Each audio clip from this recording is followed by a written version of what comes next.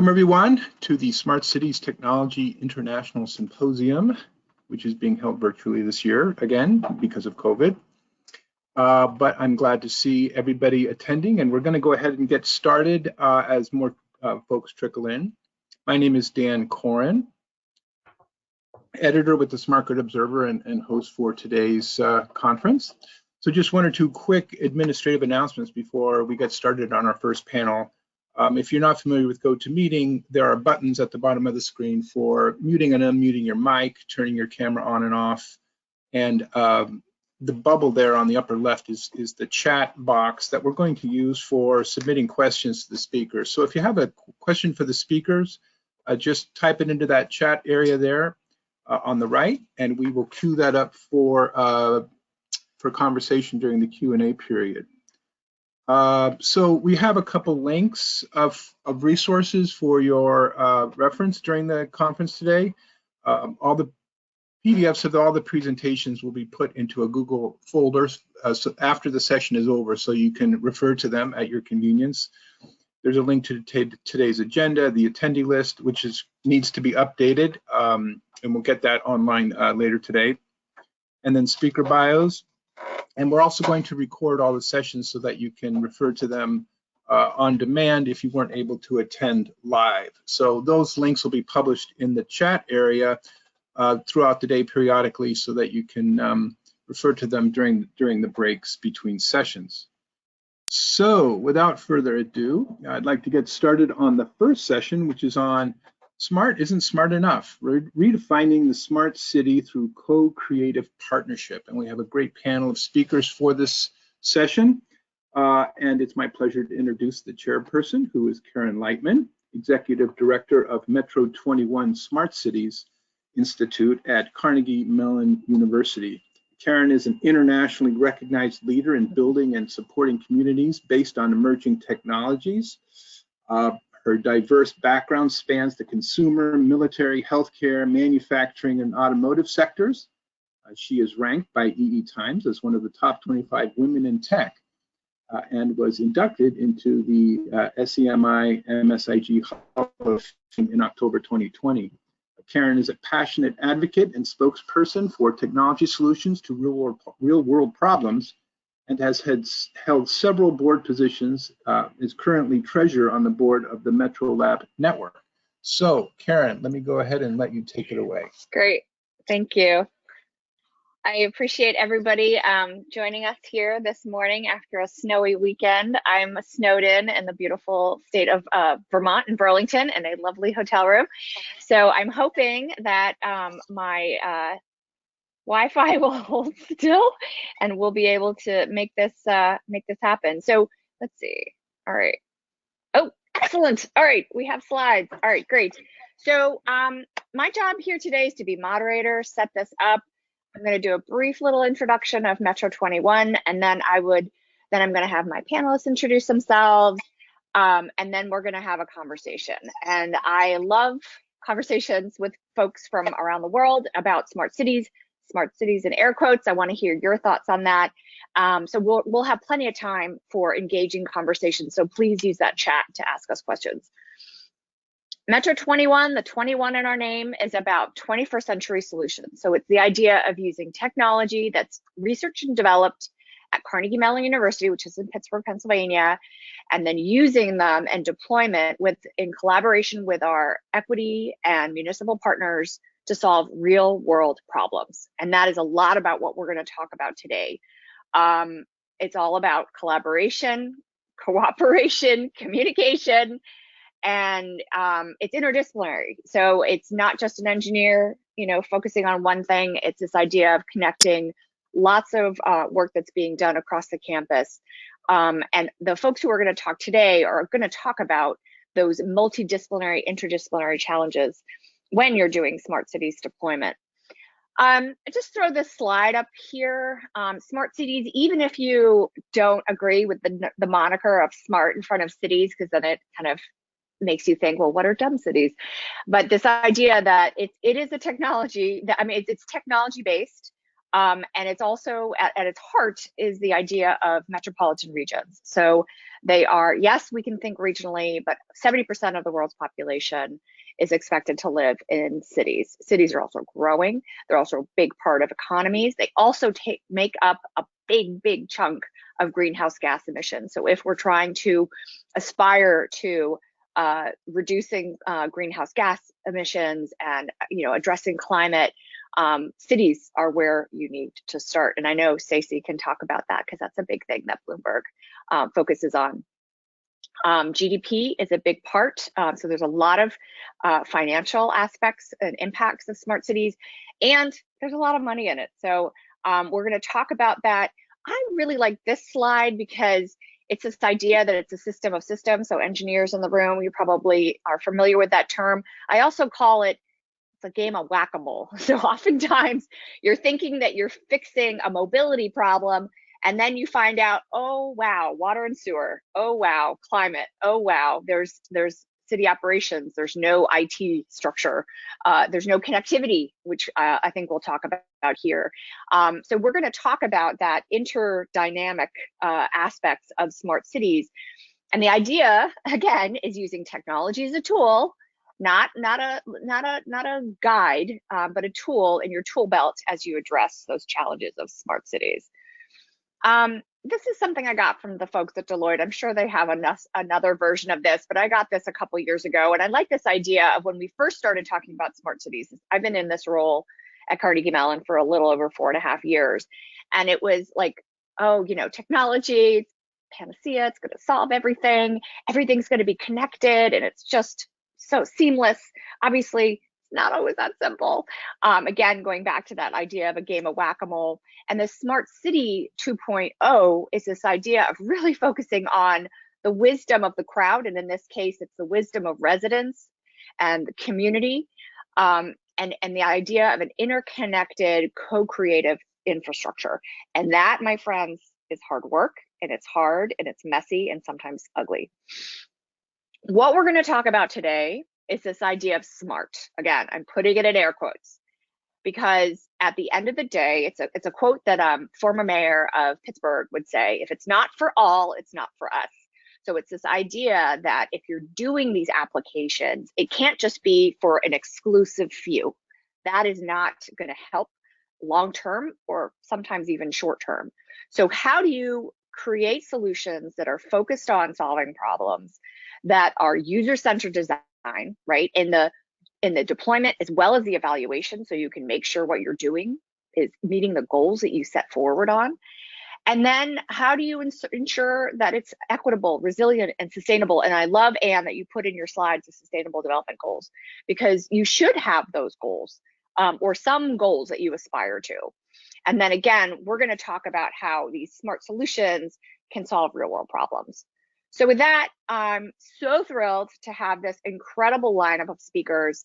I am going to start off with Ann Dodge, who's Executive Director of the Mansueto Institute for Urban Innovation at the University of Chicago. By the way, I put this panel together thinking we would be in Chicago, one of my favorite cities on the planet. And alas, we are not there, but I have a Chicago panel. So I'm so thrilled to have you folks with us. Anne, I'm going to have you start us off. I'm going to advance your slides, and then we're going to get to our next speakers. So Anne, take it away. Thank you, Karen, and thank you for organizing this panel. I wish we were all in the same actual room, but I look forward to the day when that makes sense for everybody. So hi, everyone. I'm Ann Dodge. I'm the Executive Director at the Mansueto Institute for Urban Innovation. We are a research institute at the University of Chicago that is focused on training the next generation of urban scholars and being a hub for urban science. What is urban science? This is a question that we are constantly asking and attempting to answer. And the big idea behind urban science is really that when you study cities and when you implement scientific or technological programs or processes in cities, that it makes sense to think of this as a part of the scientific process or the scientific method even in some cases, i.e. it should be transferable to other contexts. And when you're thinking about how to go about change making, using technology or using new methods, you need to think a little bit about how would this work in other places, and is this transferable? And if it's not, then you have to think too, well, is it worth putting the huge amount of organizational energy and resources into a process that really can't be applied elsewhere? So Mansueto's focus is really on that method of acting and that way of thinking. So next slide. I'm not going to read off this information, but you can read this information. And the point of this slide really is just to kind of illustrate the Mansueto perspective on some of these issues, which is definitely global and definitely about the process of urbanization. So less about, what is currently necessarily in place and built and that we're struggling to sort of refine and make better, but very much on places where cities are being built rapidly and systems are being developed rapidly and populations are growing incredibly rapidly. Next slide. This is an example of a rapid urbanization process. Here you see an image of Shanghai and how in the space of, 35 years, you have an entirely new, dense, massive city that has sprung up in a place that previously was not, right? Was not developed in this way. And this happened in our lifetimes. At least I'm making a slight assumption about the people on this panel, but this happened in our lifetimes. And it's happening in other cities too, and mostly in the global south, but really everywhere.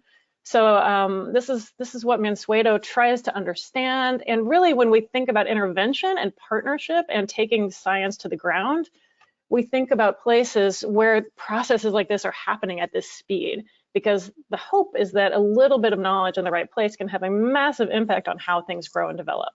Next slide.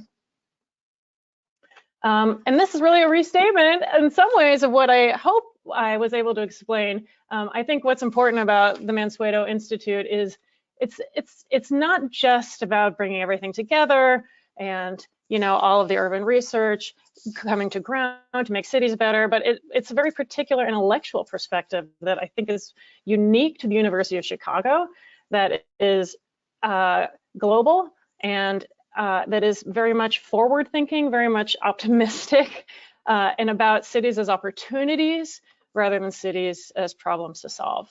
I should also say too that we have a very particular stated focus on training students. So as much as we do work with partners and do want to see real world implementation of some of our research, we're very much interested in what is the next generation of professionals and scholars going to be doing in this space. So we spend a lot of our time and money and effort on our students. Next slide. Within Mansueto, in addition to our programmatic work that's mostly within the University of Chicago, namely fellowships for graduate students, for postdocs, research associate experience for undergrads and grad students, we have particular research buckets. This is an ever-changing basket of ideas and scholars, but we're very lucky and have been since we were founded 4 years ago to have Charlie Catlett and the Array of Things and his sort of suite of urban initiatives be part of our research portfolio. And I'm not going to talk very much about Charlie's work because Charlie's here to do that. Next slide.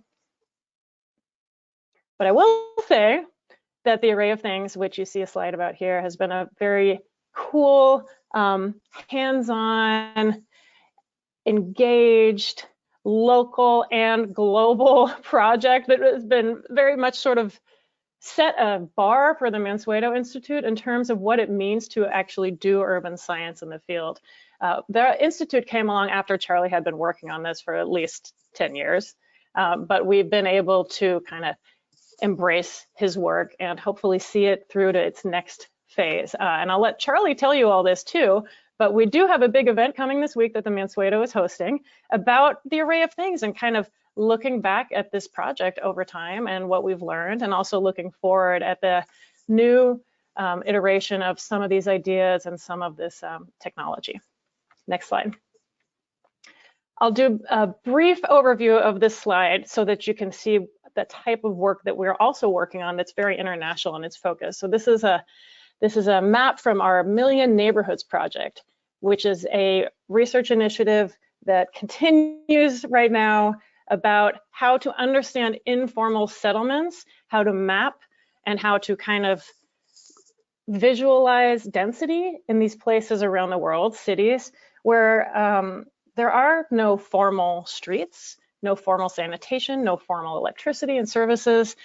This condition of living, sometimes called slums, is many, many millions of people, maybe tens, maybe hundreds of millions, live in these types of environments. And the Mansueto Institute has really focused, with the research of Louis Bettencourt, on understanding these communities and also starting to visualize them and create street networks, theoretical street networks, that kind of map onto the way that users are experiencing these settlements.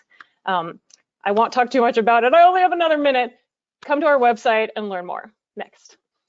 All of our work is done in the context of the UN Sustainable Development Goals. This is a slide about what those are. If you haven't read about them or don't know about them, I really strongly encourage you to look at them, because sometimes when you're doing this sort of urban whack-a-mole work like Karen described, it's very hard to see it all in total as a combined effort. And the UN SDGs actually do that. They take all of these different ways of thinking: housing, women's rights, sanitation, equity, gender, you name it, hunger, and they tell a cohesive story about how we are all globally going to advance all of these goals. And this is that story. So we do our work under this framework. Next. I would encourage anyone who wants to learn more to go to our website, miurban.uchicago.edu, and please feel free to contact me directly with any questions. Thank you so much. Awesome, thanks, Anne. And we're going to make sure that all the attendees get a link to that event on the 20th, that I plan to be there. So great. So Charlie, this is a great little setup to you. Charlie has many titles. We have to keep updating them, because right now he's Senior Research Scientist at the Discovery Partners Institute, as well as the founding director of the Urban Center for Computation and Data at Argonne National Laboratory, and UChicago is in there as well. Charlie, the floor is yours. Just tell me when you want me to advance slides. Okay, thanks, Karen. So I just want to kind of build on both what Karen talked about and Anne, and talk about a specific initiative that we have been doing in Chicago starting about 10 years ago, which is, we never really described it as a smart city activity so much as an urban science instrument, and an experimental one at that. Having done this project now, and we're in a follow-on project called SAGE, which is like an array of things funded by the National Science Foundation. We've been distilling lessons learned in working in communities with smart city technology, as we're doing here, and noting the difference between doing this kind of research, which we would say is more translational research, and doing traditional computer science research that you might do in a laboratory that never touches the general public. And so when you start to do this kind of translational research and do your research out in communities, the landscape is really quite different. And there are things that we have learned over the last 10 years or so that were hard lessons, or things that we've learned that were opportunities we didn't realize existed.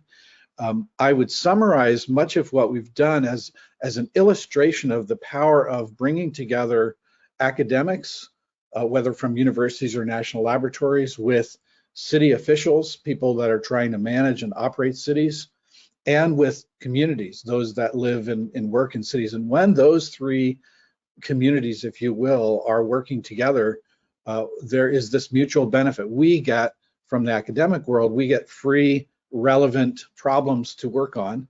The cities themselves get free research to help them grapple with those issues. And from a point of view of a community, there is now, with the university and with the city, an engagement around something that's of interest to them. So I want to talk about 5 lessons in particular. The first of which is, you look at this diagram of an array of things node, you can see the map in the bottom right that we have 130 of these spread around the city. You can see it's not a normal regular grid. That's because we engaged, the first lesson is prioritize community engagement and make the system priorities match those of the community. So as we design the system, we asked scientists, we asked the city of Chicago, we asked residents through community meetings, what are your priorities? What would you like us to measure if we're going to measure your neighborhood? And so both the design of the system, you can see both traditional environmental and air quality sensors are included in these devices, as well as what we call software-defined sensors, which are things that you can measure with a camera or a microphone and AI that would normally be measured by a person on the street corner with a clipboard. So those two kinds of measurements went into the design, but also the location of the devices that you see in the map there illustrate the priorities of the different communities and what the things that we were trying to measure. So those locations came from scientists, they came from community members, they came from city departments. The second lesson is that privacy, and I'll call it surveillance prevention, need to be at the core of your design. So I can talk later if people are interested on our privacy policy, which is published and has been enforced for just over almost 5.5 years now without incident, and it prevents us from prevents the system from being turned into a surveillance instrument and protects the privacy of people, irrespective of how powerful the cameras might be today. We assume that these cameras, when you hail a cab, at some point we do have cameras that can catch your fingerprint. So how do we do privacy in that kind of a world? If we go to the next slide, the second or the third and fourth lessons really have to do with how do you work with the community. And the first of these is that for a project like this, for the Array of Things, its success is really going to be improved or the probability of success increased if you include expertise from the neighborhood. So if you're doing air quality, air pollution, for example, there are community groups in Chicago and other cities that have been studying air quality for many years. And so bringing them in is really important.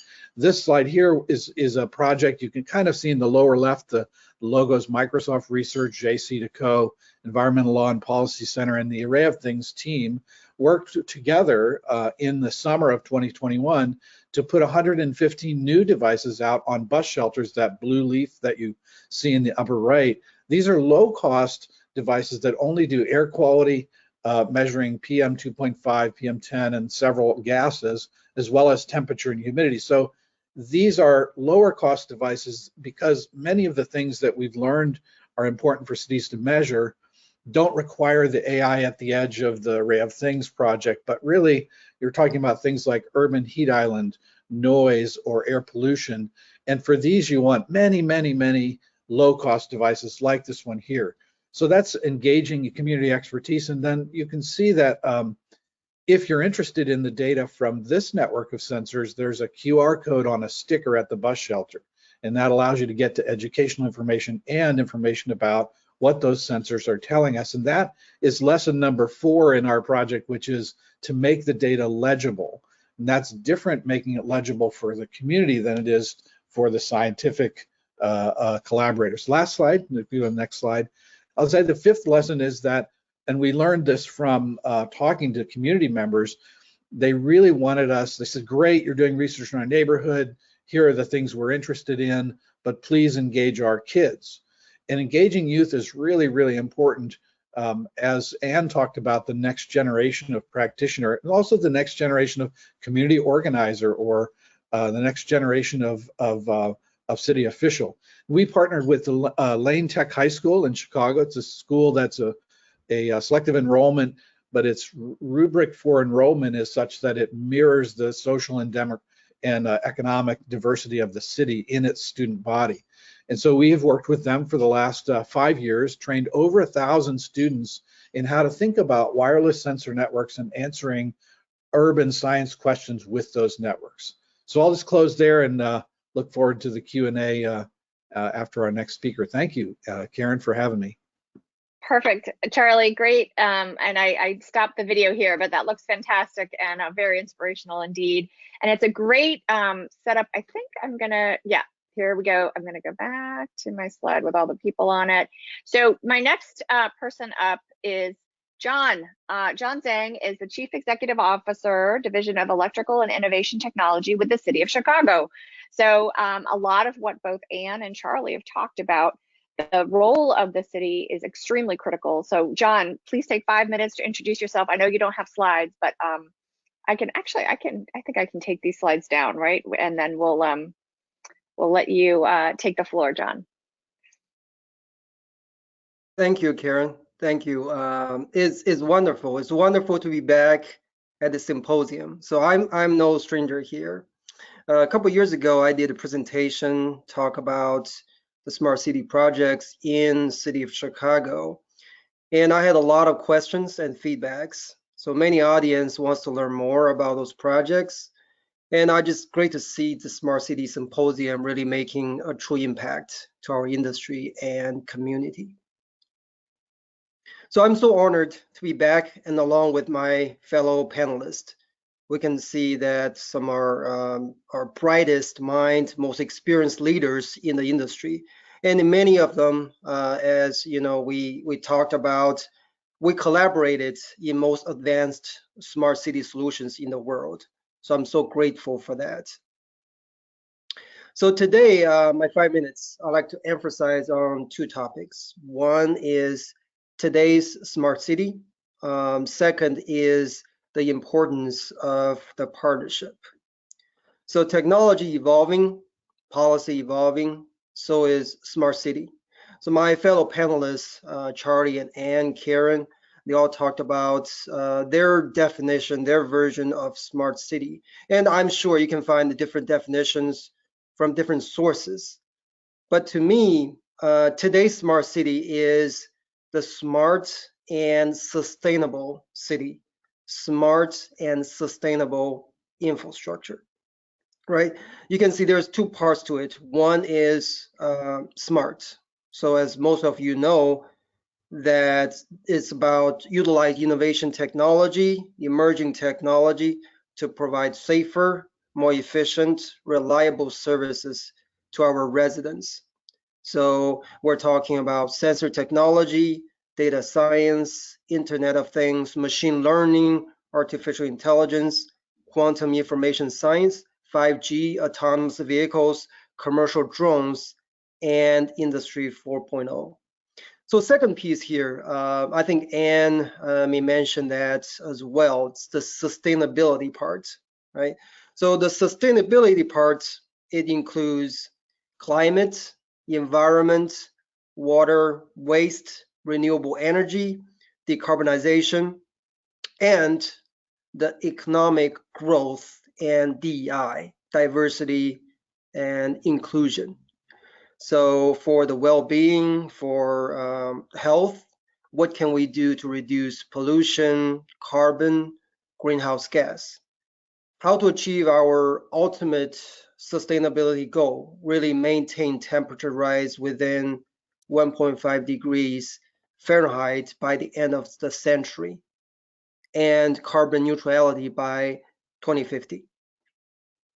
So there are many smart solutions that we are working on. Just pick two examples here. Smart lighting. So one of the largest smart lighting program in the world is conversion of 500,000 street lighting from older technology to LED technology. Better lighting, much less failure rates, last longer, and save millions of dollars in energy every year, as well as collecting millions of dollars from state and federal incentives. So there is a lighting management system, which including the technology Charlie just mentioned, sensor technology, Internet of Things, data science, machine learning, artificial intelligence, reduce significant amount of maintenance cost. And during 4 years of construction, that we are able to award a contract to the companies in underserved community to help grow their economy and create jobs. That's to Anne's point. So another good example is a smart environment, Array of Things. I think Anne talked about it, Charlie talked about it.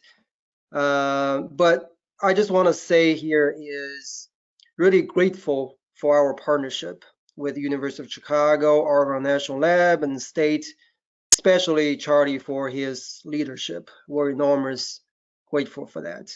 That being said, I'm looking forward to a great discussion. Thank you.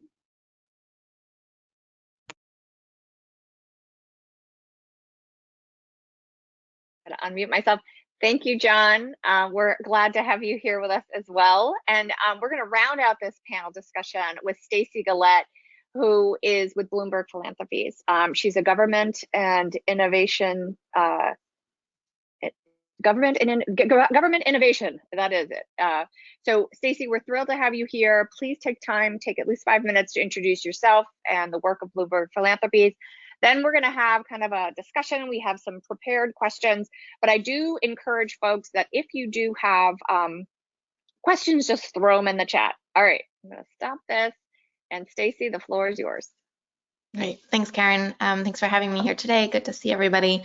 And I know that's confusing. We actually don't have titles at the foundation, which makes it complicated sometimes to introduce ourselves. But as Karen mentioned, I work on our government innovation portfolio. As she also mentioned, I'm with Bloomberg Philanthropies, which is Michael Bloomberg's foundation. And I've been there since 2014. I went to the foundation shortly after Mike left office, and I previously had worked for him when he was mayor on a number of public sector innovation initiatives. So the foundation focuses on a range of issues, including public health and climate change and a number of other things that I'm sure here and the people in the room are focused on. The government innovation portfolio is really quite unique in the world of philanthropy and stems from our founder and our funders' commitment and experience to the public sector and to his time being mayor. And we are focused on supporting local governments all around the world to be more effective and more innovative.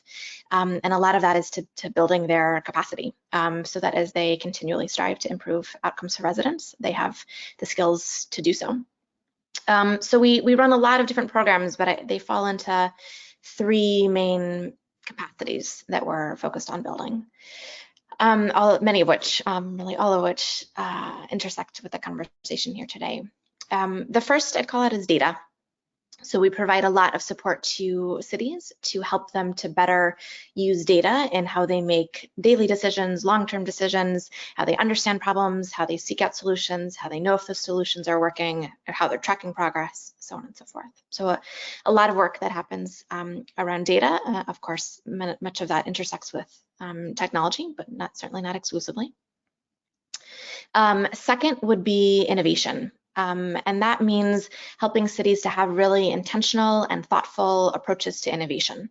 We know that in the public sector, things can often just fall into, well, we just do things because this is how we've always done them. But the challenges that are ahead of us typically can't be solved by doing the same things the same old ways. And so we invest in innovation in a few ways. 2 I would call out. One is something called I-teams, innovation teams, and that's where we are funding either staff or support to staff, dedicated innovation teams of people who sit in City Hall and are helping the cities and the mayors to solve challenges in new ways. I will note for purposes of this conversation that we just announced our 6 most recent I-teams, which have an exclusively digital focus and are really focused on helping to accelerate digital transformation in 6 cities around the world. But there's been around 40 or 50 I-teams that we have funded over time. And then another thing I'll note is the Mayor's Challenge, which is a competition that we run. We actually just announced this morning the most recent winners of the 2021 Mayor's Challenge, which was the first ever truly global competition that we've run. They've been regional in nature before. And so that's a competition where we are looking to fund bold new ideas coming out of cities that can help them implement those ideas, and then if we see them yield the success that we hope to see, then we support the replication of those ideas around the world as well. And then the third capacity I'll call out is leadership, and that is done largely through a collaboration that we have with Harvard's Business School and Harvard's Kennedy School, where we are focused on building the leadership capacity of mayors, of their senior staff, and also of emerging leaders, students, and folks that are committed to the public sector that we want to help to invest in.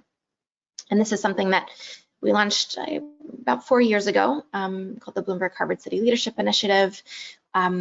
And then recently, or last year, I actually announced that we'll be doubling down on that by creating the Bloomberg Center for Cities at Harvard University that will be there for the long term to invest again in today's and tomorrow's leaders. And that really came out of initial kind of realization that there was a lot of professional development and other types of leadership support for executive leaders in the private sector, but very little in the public sector. And so this set of programming has been created to fill that gap. Anyhow, so I'll pause that. That's a bit about the work we do. I specifically focus on the development of our new programs. So kind of the life cycle of understanding where are there gaps in the field, where are there needs from cities that are being unmet today, and where the foundation can come in and support. So thanks again for having me today. This is great. Thank you, Stacey. And I encourage folks to, let's see, something in the chat. All right, no, that's from Daniel. All right, so we're going to start our conversation, and specifically, I know this is based on conversations you and I have had, Stacey. Smart. How do you define smart and smart cities? And actually, you don't use the moniker smart cities. You like to define it in the ways that actually you just described. Exactly. How about you kick us off, and then I'll ask the other panelists to chime in. Thank you. Yeah, that's great. And I think the sentiments there have already been shared by yourself, Karen, and other panelists on the call. So probably won't be contrarian to say that we don't actually use the term smart cities. And I'd say that's, for us, then I think for a lot of the cities that we work with, the term smart cities historically has been very tangled up in thinking about like industry marketing of new technology tools, right? Of people coming and saying like, I've got this new tool, I'm going to sell it to you and it's going to solve all your problems. Right. And for me, I personally go back, I worked at the New York City Department of Education some 10 years ago, obviously well before the pandemic and well before online and hybrid learning was so mainstream as it is today, but I was working with a lot of teachers and schools who were trying to integrate technology in new ways to better personalize learning and better meet the needs of their residents. And you had all of these new tech companies coming to schools and saying like, I've got this new tool and it's going to solve all your problems. And the teachers were like, I never told you my problems. You never asked me my problems. How are you solving it with that like widget? And so I think that's, a lot of, I think what we all have been rallying against those ideas and the idea that you should be advancing tech for tech's sake. Now, I will say it is a trap that the mayors we work with often fall into. And I think it's easy to do because there is such hubbub around, wanting to be the next smart city and wanting to be the place that feels like the innovative tech hub.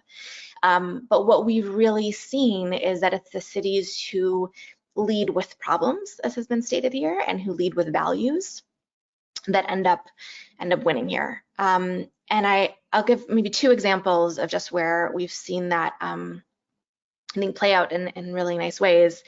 One is a few years ago when we ran the Mayor's Challenge in Latin America. One of the winners was Guadalajara, Mexico. And what Guadalajara came to us with was a challenge where their construction and business license process was incredibly long, complex, and extensively bureaucratic. And that complexity and the lack of transparency was really allowing for corruption and favoritism to influence decisions. And so this was leading to a host of problems, including mistrust with the government and even just urban sprawl because bad decisions were being made based on, not what's best for the city planning, but what's on corruption. So with our support, they developed a new online platform for these construction and business permits that publicly map the business names, plans, licenses, payments, so on and so forth. And that's fully transparent and open to the public. And the online application and approval process that this digital tool has allowed has been quite remarkable. In fact, they've had a decrease in 74%. They're seeing 74% fewer bribery requests and an 84% average reduction time needed to process licenses. And it's been so successful that the state of Jalisco, where Guadalajara is based, is now expanding that statewide. So that's just an example of where it was really a series of problems that the city was seeing that said, well, technology can help us to solve this problem, but it was the challenge driving it rather than the tool. The second thing I would note, in addition to the idea of challenges driving, is cities who can be really proactive in thinking about the benefits that technology can bring, right? We've seen so many times over the past several years where cities have just been blindsided and end up playing, really on the defense. Like some new technology swoops in and is changing the fabric of the city, and they're saying, I didn't see this coming, I'm not prepared for it, and now you're constantly on the defense. But I think we're seeing a lot of cities now really think much more proactively, again, about how they can be creative in thinking about how the technology can serve their needs. And so one of the winners of the Global Mayor Challenge that I mentioned was announced this morning is Rotterdam. And in Rotterdam, they said, we have a significantly increasing unemployment rate. In fact, their unemployment is double the national average and rising. But because of pandemic-related issues, they have not found the funds that are sufficient for employment programs. And so they are creating a new digital marketplace that is connecting local social entrepreneurs to investors so that they can deliver innovative projects while helping the city's most vulnerable residents find work. And through this marketplace, private sector partners can purchase digital tokens that monetize social impact generated by the entrepreneurs, similar to offsets in the carbon market. So this is, again, a place where they're really using new digital tools and digital services, but using that as the vehicle to address some key challenges in the city, and really being proactive rather than being on the defense. So I'll pause there. Very well said. Great. Thanks, Stacy. This is great. I'm curious if there are folks from our panelists, John or Charlie or Anne, if you wanted to add some thoughts to, I know we all touched on this, smart is not enough, is not smart enough. And but I'm curious if anybody else wants to jump in. Charlie, Sure. go for it. Yeah, I'll jump in. I really appreciate what Stacy was saying. I think that really captures one of the tensions that projects like ours have always had with using that term smart. I think part of it was if you go back to the first smart city, major smart city projects in 2007, 8, 9, these were IT companies that were used to working with CIOs to deliver technology to the Chief Information Officer's customers. And so they kind of took that model and superimposed it onto a city like, okay, now the city government is like the IT office, and we're going to give tech tools to everybody that lives in the city or to everybody that's trying to manage the city. Without, as Stacy pointed out, without first stepping back and saying, what are the challenges that you have? I would also say, to be fair, IBM's smart city projects about that time really were about talking to cities about what their challenges were, and there's some really good things that came out. So I wouldn't throw all of the tech companies overboard. They all did good things, but they also all, were who they were, which were they were IT companies that were, trying to. The other thing I would say is that there was this, in my view, dangerous metaphor that said cities are like computers and therefore they need an operating system. I would just point out that before you embrace the notion of an operating system versus society, you should understand what operating systems do. They are top-down authoritarian control of all resources. That's not how we want to run our cities, but it is how we have to run our computers. So it's a good operating system. The best operating system would make a terrible city metaphor. They're just not matched. They just don't match. Charlie, you're spot on. Yeah, I just want to make one comment kind of going on that idea of the smart planet, right, from IBM. And it's this idea of like everything's centralized. We're going to have this like Star Trek, like everything's on one panel and you can see this here and see that there and everything. It's like, no, that's not how cities work. And nobody wants a camera on them either, right? We've seen, I kind of joke that there's these like dead bodies on the side of the road of smart cities. Like there's a lot of companies, Cisco, right? Did their program in the UK. We have Google, Sidewalk Labs, IBM. Like they had these grandiose ideas of what they were going to design, and they forgot the people. They forgot the actual people who live there. And also this idea that like some people don't have access to the internet. They don't have reliable broadband. So this idea like, oh, we have an app for that.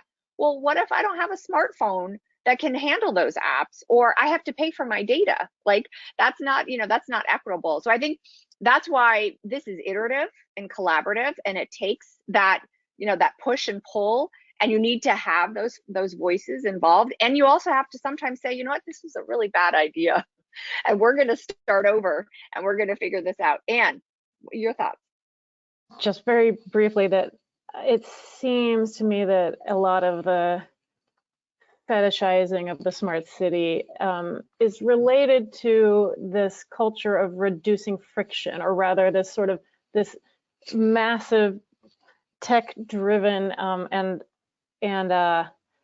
really consumer-oriented sort of set of services and technologies and apps and interfaces that are about reducing friction, right? This is what Instacart is, and this is what Amazon is doing, and that it comes smack dab up against the essential friction of democracy and the essential friction of living with inequity and living with other people. And that's, this is maybe sort of existentially what's at the root of some of these challenges. Yeah, trust is a big part of it. So if you don't have trust in your government, well, we've seen what can happen. So, John, go for it. Yeah, just a quick addition. I think Stacy, Charlie, and Ann, they all made great points for the definition of smart city. And especially, I really like one of the Ann's slides talking about UN's initiative. So again, I talked a little bit about this in my opening remarks, but it's important here that to me, the smart city is not only smart. Is talking about smart, the technology aspect. Charlie talked about the array of things, sensor of technology, machine learning, Internet of Things. That's important. The sustainability aspect, to Ann's point, we're talking about energy transition, how to transition from wind, how to transition from fossil fuel, energy, coal, oil and gas, to wind, solar, hydro, renewable energy. And economy, how to grow the economy, create green jobs, and equity portion, how do we help underserved, underrepresented community, women, veterans and disability, those vulnerable groups. So all those are very important to smart city. Thanks, John. And I think sometimes, to Stacy's point, sometimes it's not a high-tech shiny new gizmo, right? It's just about having, like, some of the projects I've done with the city of Pittsburgh, it was taking some data that lived on someone's laptop in a PDF and making that accessible. And so you could, and to the work that Ann's group is doing, and mapping it and geocoding it, so you can see and you can better visualize what's happening. But if it lives in someone's laptop, not connected, and it's not, that data isn't accessible, it might as well basically not exist. And so I think sometimes it's really just digitizing information that already exists, but making it in a more accessible way to create that. So, all right, good. So, Anne, I see some comments here. James, Carlini, you're doing a little plug for your panel later today. That's great. Absolutely. I think smart, I think, the cities are not dead, but they keep having to evolve and renew themselves. Streets, the use of streets has changed dramatically. The smarts and slow streets movement, I think that finally got some attention, quote unquote, thanks to the pandemic. But yeah, Anne, you're absolutely right. I think democracy is messy. And I think sometimes I hesitate when there are these publications that say, Singapore, Shanghai, smartest city on the planet. And it's like, well, they're not democracies, and they have a different view of personal freedom, and they have a different view of privacy. And so this leads me to my next question, Charlie, talking about community partnership and user-centered design. And I know that played a very significant role, and you sort of teased at this in your introduction, but you have some great lessons learned. And I would love for you to be able to share that with us right now. Well, I think there were a number of things that we that we did to engage the community. Early on, when we were just thinking about what these devices would do and what they would look like, we set a goal that we wanted the devices themselves to be conspicuous, and to the degree that we could do it, to be friendly looking. You know, whatever. I think they're friendly looking. You know, they're bright, you know, red, white, and blue with a big, you know, white thing that looks like a stormtrooper. And in order to pursue that, we worked with the School of the Art Institute of Chicago with designers and urban space, you know, thinkers, architects, to go through and do a set of prototypes. And in fact, that one of the faculty members there taught a course, a Masters of Architecture course. The School of the Art Institute of Chicago is in the Chicago Loop downtown, right near the museum that is also part of their organization.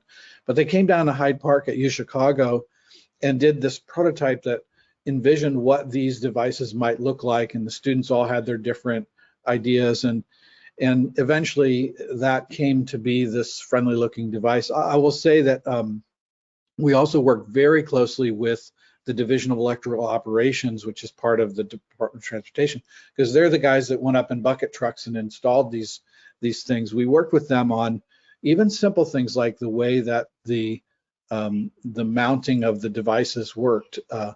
We wanted to, once the wiring was in place, for them to be able to swap these things out in 15 minutes. And now, as we're starting to swap them out for new devices, it is a 20-minute job to go out and just put a new device up, which is fantastic, because the original wiring was like a 2.5 hour job. So one thing I'll say, when we were working with the electricians, we said we have this idea that people would be able to interact with these devices, like, you know, maybe there's a button or something like that. And so as soon as all the electricians stopped laughing, they said, we don't think you're going to get the kind of interaction that you're looking for. So we decided maybe we'd put them up 28 feet up on a pole. I'm happy to say, as far as we can tell, none have been shot. So that's a good thing. We haven't had a problem with vandalism. The other thing I just would reemphasize, the work with Lane Tech High School, which also turned out to be workshops with other schools in Chicago, was an opportunity for the scientists to work with students in the high school level, and to bring visibility to the project, because that was one of our goals as well, was to have people, when they look and see an array of things noted in their neighborhood, to have a positive response to say, that's not the city watching me, that's my neighborhood watching the city, and sort of turn the tables a little bit. This is my device that gives me data to advocate for my neighborhood with the city. That's a really important part. And I think, you know, there's this term of citizen science, right? And so I've actually been, some folks call it community science. And it's the idea that I am given a voice, and I'm given power to affect change in my community. We have a project here in Pittsburgh. I'm in Burlington, Vermont. So anyway, when I live in Pittsburgh, which is my normal home, and not stuck at hotels, but in Pittsburgh, we have air quality issues. And there's a Breathe app that I have. It's a smell PGH. It's basically, I come out and I sometimes smell sulfur because there is a Coke plant. I'm downwind of it. And so I can go to my app and I can report it, and I can say it smells like sulfur, it smells like rotten eggs, it smells like manure, or whatever it smells like. And I can report that, and then I can see a dashboard as well as a map showing other people who woke up that morning and also smelled something. And what's exciting is that information then gets shared with the Department of the Health Department, with the county's health department, and it's been able to affect change in our community. It's complicated and messy though, right? Because these places, this Clairton Coke Works that we have in the Pittsburgh region, it employs people, right? And these are jobs, and if it's going to shut down, it's going to have that impact. So you have to have that conversation. It's not environment versus air quality. I'm sorry, environment and air quality versus jobs. So it touches on this this issue very quickly, and then that's part of that education, so that people feel like they have agency and control. And so I think the co-creation component of it is really important. And in Pittsburgh, there's been a lot of hearings. I think the pandemic has made things a little more complicated, but we're hoping to address it. I'm going to try and do a very smooth transition to talk about data, and specifically, John, for you to talk about some of the work that you've been doing.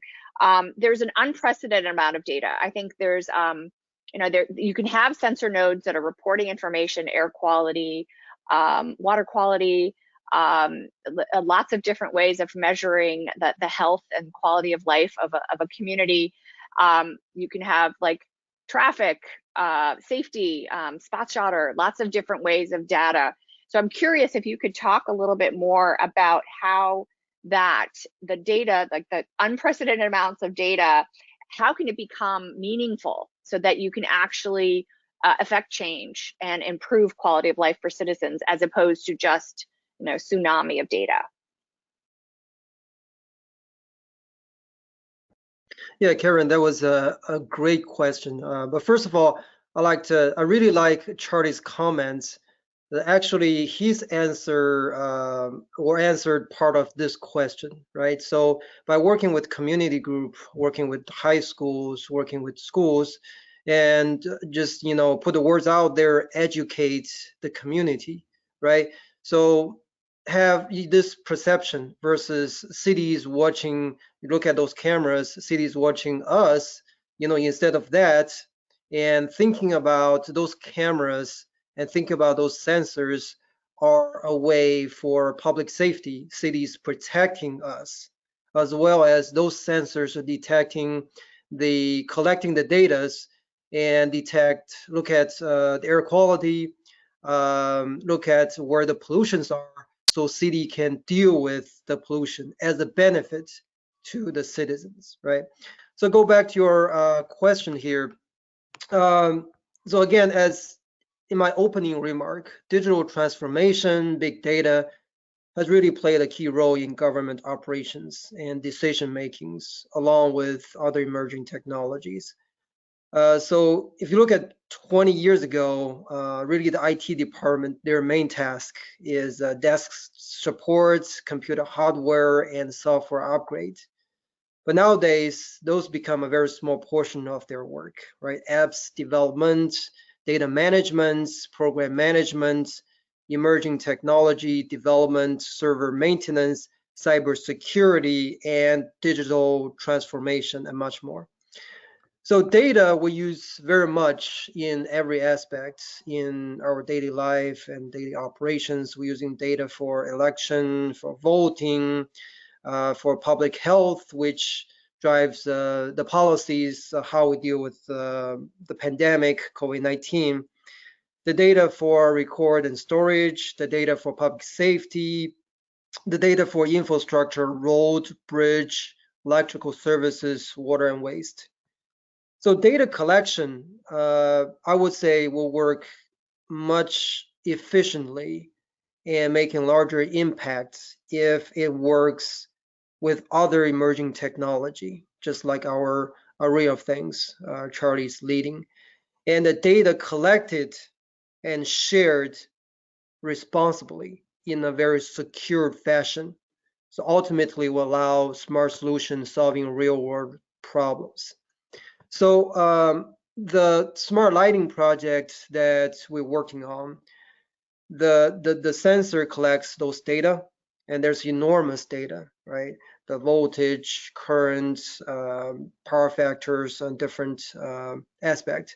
And those data transmit to a server via Internet of Things in a very secured network. And data were only shared with authorized operators, so they can view the real-time data as well as status at any given time. So if there's a failure, the system will automatically fetch the data from a specific site and provide historical information, provide geographic information and parts needed, and identify the available crews and notify them in real time and send them to site for repair. So the bottom line here is the smart solution, the technology that can work very well together along with data science to help decision making, on-time notification, information retrieval, and really make cities' operation more efficient. Ultimately provide safer, reliable services to our residents and solving real-world problems. Right. Thanks, John. And I think those are really great examples of how you're using data to improve the operational efficiency of the city so that it can be a better, it can take care of the public safety, cleaning the streets, cleaning the snow, all those things that seem very trivial. But if you don't have the backbone of that infrastructure, you can't get those things done in an improved and efficient and sustainable way. And it speaks to the work that Stacy and Bloomberg Philanthropies is doing, is it's really focusing on improving the expertise of the people who are the stewards. That was the word I was thinking of. They're the stewards for the community. So Stacy, I was curious if you wanted to add something, given your very global view of using innovation to help improve operational efficiency and sustainability of cities. Yeah, thanks, Karen. I think very much just building on what you said. I mean, one of the, well, I should say that Mike Bloomberg is known to routinely tell us, in God we trust, everyone else bring data. So this is like kind of core to how we think about everything. And I think for us, what we have found so frequently is just that the proficiency around data doesn't often exist within government. And so that's something that we've been working in very intentional ways to help shift that culture. We've done that over the past 6 years through a program called What Works Cities, where we're helping to really bring technical assistance, bring education, bring kind of new understanding of what the standard should be to city government. And I think we've seen places, the places where we've seen really make a difference are cities that have put the time and resource and energy into thinking about how am I recruiting people with cutting edge data skills, and how am I training and retaining staff that have those skills. And so Helsinki is an example. They've trained every middle manager in the city in the basics of emerging technologies, so people have a sense of what's coming their way. Or in the US, you see cities like Chattanooga, Louisville, San Antonio, a number of others, Denver, who have built training academies for their staff to be ensuring that they have really smart, data-informed leadership, but also that they are helping equip all of their staff in analyzing data and in using data. And I think that's and then so we've got like a staff approach, and then we have a focus with leadership, and we say to leadership, like it's about the questions that you as leaders are asking. It's about I remember going to a city years ago where they said, a new mayor came into office and some program staff came to them and said, I want to double increase the funding for a particular program. And the mayor said, why? And they said, it's good. They said, how do you know it's good? I said, well, we know it's good. They're like, but why? Show me quantitative, qualitative data to show the answer to this question. And so in our mind, it's really a two-pronged approach. I mean, probably multi-pronged, but one is the leadership, the questions that they're asking. And then having the staff that has the data, has the competency around that data to be able to actually analyze and answer those questions. And so to the daily data that's swirling all around there, it's not just saying we've got all this, how can we use it, but it's being really intentional about saying what are some of the questions that we want to answer in order to drive the decisions that are going to help residents, and then having the staff that knows how to use the data to do the sufficient analysis to get you to those answers. Great, thank you. Anne, this is, actually, oh, sorry, I was gonna call on Anne, then Charlie, all right. I'm gonna be super fast, and all I wanna say is that, yes, this is why, just to plug my own work, this is why training is so important, because A, you need to train data scientists, obviously, but B, you need to train people to think critically about data and about where it is coming from and what what isn't being represented by that information, and how, as the future collectors of data and the people sort of tasked with sort of sitting at this intersection between data flowing in and observations and recommendations coming out, how to be critical about it and how to understand that that there are equity issues embedded in data collection that aren't always understood by the systems, and not necessarily through malicious intent, but sort of through systemic injustice and systemic lack of representation in kind of positions of power. I mean, I think everyone here understands that, but it is worth saying that when you think about the future and you think about these staffing issues and the capacity issues, that you really have to be intentional about the training of these people who are going to be sitting in these positions, because they have to not only have they have to code, they have to understand numbers, they have to have basic statistics, but they also have to be empowered to question the source. Well said, well said. Charlie. Yeah, I think, the city of Chicago continues to do clever things, but they did made some foundational decisions back in around 2007, 8, 9, when they first launched the data portal. At the time there, Barcelona had a data portal, but not many cities did at that time. And that portal has grown over the, 13, 14 years to be much more useful to anyone who, whether a resident or a scientist. Chicago was one of the Mayor's Challenge Awards from Bloomberg to build something called the Smart Data Platform, and we were involved with the city in helping to design that and build it. The Smart Data Platform was one of two strategies. That was an internal government strategy within the city to make better use of data for city decisions, which is of course important. But the city also made an external set of decisions, which is to engage those who are interested in data in academia, in the community, wherever, a sort of civic hacking community.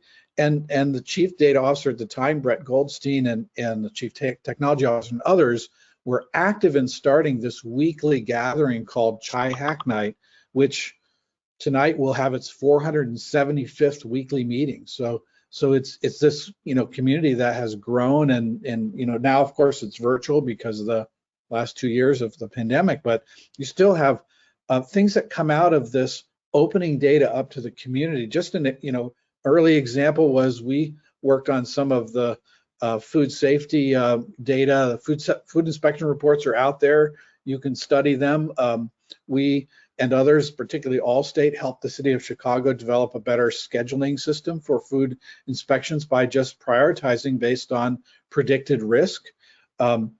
We had a student project at UChicago in the summer of 2013 that took the GPS track information on garbage trucks to quantitatively compare the before and after of a change in the way that those trucks collected, and could then say, based on the GPS track, this is the impact on traffic and emissions and other things. Two other examples. One, there were some students, I'll be vague here, but there is taxi data on the portal, and it just says going from sort of this zip code to that zip code, and this is the fare. We had some students at UChicago find some very interesting fares, right? Like a 1 mile trip for $9,000.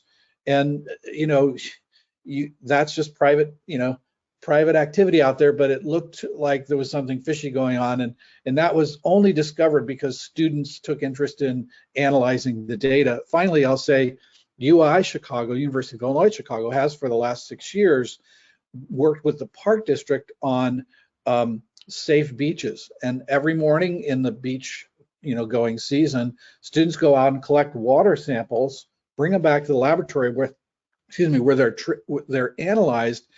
And then the Park District can make a decision about whether to put a warning up because of bacteria or even close a beach. And the data on that is not this like private meeting between the Park District and UIC. That UIC pushes the data into the city data portal where anyone can look at it, including the Park District. So this sort of philosophy, if you will, in the city of Chicago, I would characterize it as saying, in the past, and maybe currently in many cities, the question that's asked is, why should we publish this data? The Chicago has changed that question in the last decade to say, what would prevent us from publishing that data? What do we need to do in order to publish that data safely, et cetera, et cetera? That has made a big difference, that sort of flipping of the mindset. I love it. And I just put in the chat a couple of examples that we have in the Pittsburgh region. We have a dashboard. So my favorite is Dogs and At, which is like a Pittsburgh way of saying and that.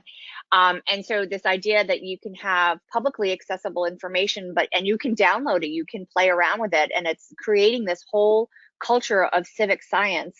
And then we have the Western Pennsylvania Regional Data Center, which is the entire Southwestern Pennsylvania, and it has some really great work on housing data, for example. I was just looking into that a little bit more, and it's related to some of the work that we have Raid Ghani. He used to be at UChicago, and now he's here at Carnegie Mellon University.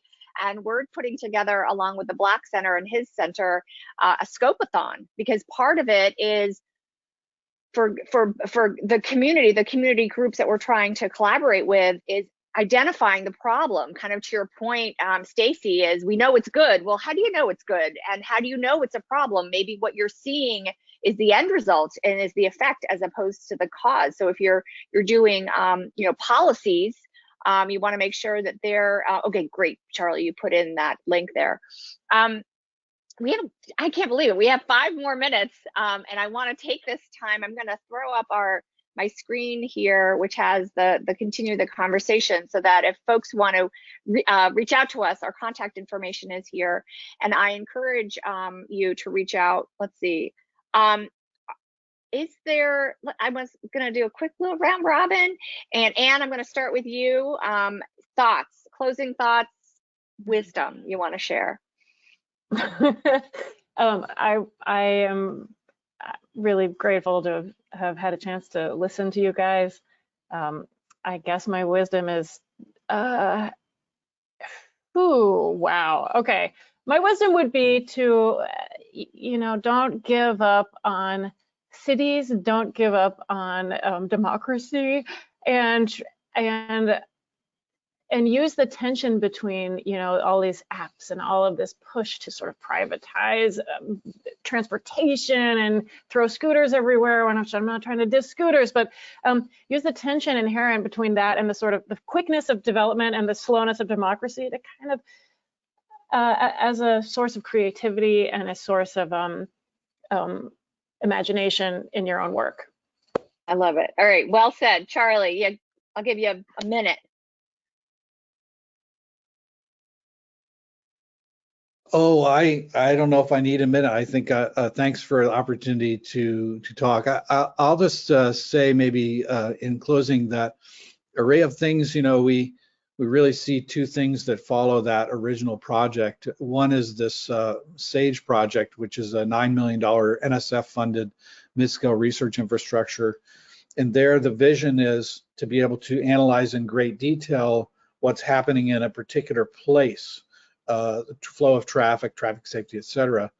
And the second prong of our 2-prong follow-on to Array of Things 2.0, if you want to call it that, is this many. We are hoping to get at least 1,000 of these low-cost sensors that we can place throughout the city, because for some of the important questions for neighborhoods, noise, urban heat island, air pollution, you really need a local sensor and not even one that, like an Array of Things node, might cover several square kilometers. That's too coarse grained. So great. Thanks, Charlie. John, closing thoughts.